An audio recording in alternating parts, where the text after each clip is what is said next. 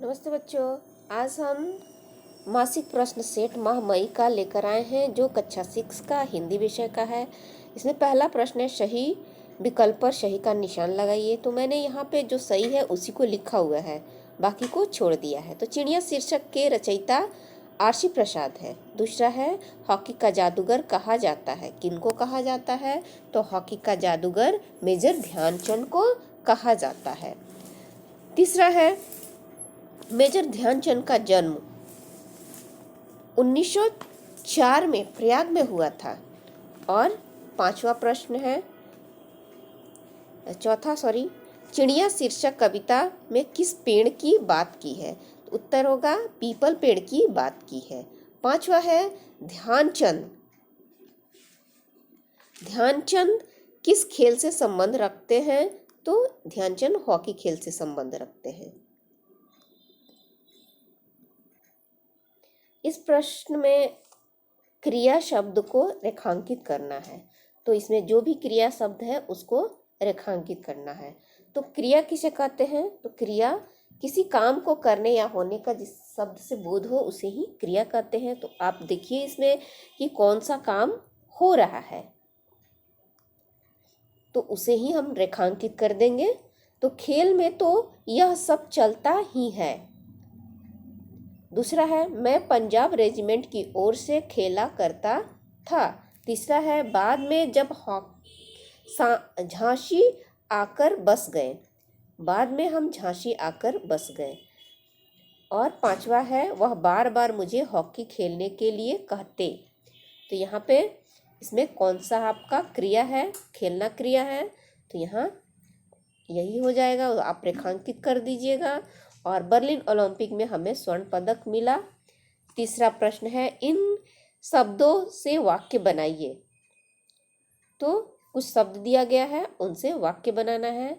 तो लोभ, चिड़िया लोभ नहीं करती, जितना जरूरत है उतना ही लेती है या खाती है। उसी प्रकार गगन, आप कोई भी वाक्य बना सकते हैं, कोई जरूरी नहीं है कि यही वाक्य बनाइए। पक्षी सीमाहीन गगन में निर्भीक होकर उड़ते हैं। जग, हम अपने अच्छे कर्मों से जग में नाम कमाएंगे। संदेश, चिड़िया हमें प्रेम प्रीत की संदेश देती है। और पाप, दूसरों को हानि पहुंचाना यह पाप है। चौथा है, निम्न प्रश्नों के उत्तर एक वाक्य में दीजिए। ध्यानचंद कब से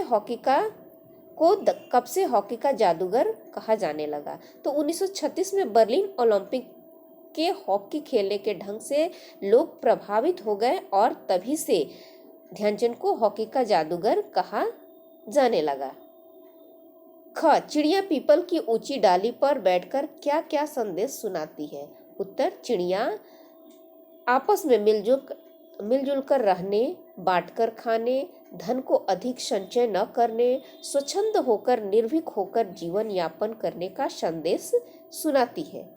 पांचवा प्रश्न है, निम्न प्रश्नों के उत्तर 100 शब्दों में दीजिए। यहाँ पे बच्चों 2 प्रश्न रहेगा, उसमें से एक ही प्रश्न का देना है, अथवा करके 2 प्रश्न है। तो पहला है, आजकल पक्षियों की संख्या कम होती जा रही है, इसे रोकने के लिए आप क्या सुझाव देंगे? उत्तर होगा, पेड़ पौधे वातावरण का अभिन्न अंग है, इसके बिना धरती पर जीवन की कल्पना नहीं की जा सकती। मनुष्य पेड़ पौधा काटता जा रहा है, वह भूल गया है कि सभी का अपना अपना महत्व है। पक्षियों का वास वृक्ष है, पेड़ रहेंगे तो पक्षी की संख्या भी बढ़ेगी। पक्षियों की संख्या बढ़ाने के लिए जंगल को कटने से रोकना होगा, तभी पक्षियों का स्वच्छंद वास संभव है। अथवा में मैंने प्रश्न दिया हुआ है, इसे भी मैंने लिख दिया है। विजेता बनने के लिए मनुष्य में कौन कौन से गुण होने चाहिए? उत्तर होगा, विजेता बनने के लिए मनुष्य में निम्नलिखित गुणों का होना अति आवश्यक है, जैसे धैर्य, सच्चाई, लगन, परिश्रम जैसे गुण। इसके अलावा आत्मविश्वास, दूसरे खिलाड़ियों के प्रति प्यार तथा सम्मान होना चाहिए। धन्यवाद।